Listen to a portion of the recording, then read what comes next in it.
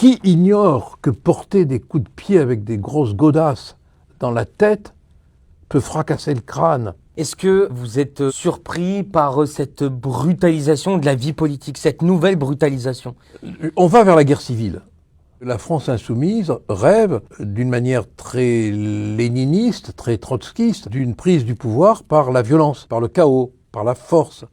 Enfin quand même, ils font pas joujou, hein. Ça a d'abord été une violence parlementaire, puis ça a été une violence vestimentaire. On a brisé les codes de la tenue. Puis ça a été une violence d'intimidation. Un tel n'ira pas dans telle réunion. Ça a été la menace physique.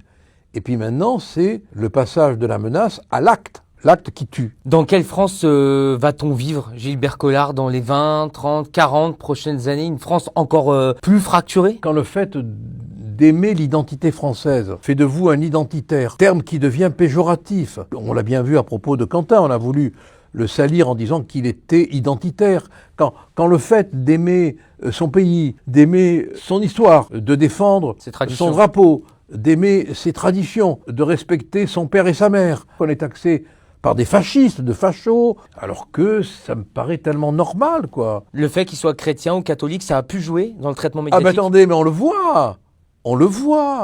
Mais de toute façon, ça c'est une évidence que le fait d'être chrétien et catholique aujourd'hui est un marqueur, on va dire, fascisant. Si on prie, si on va à la messe, si on est croyant, on est réac.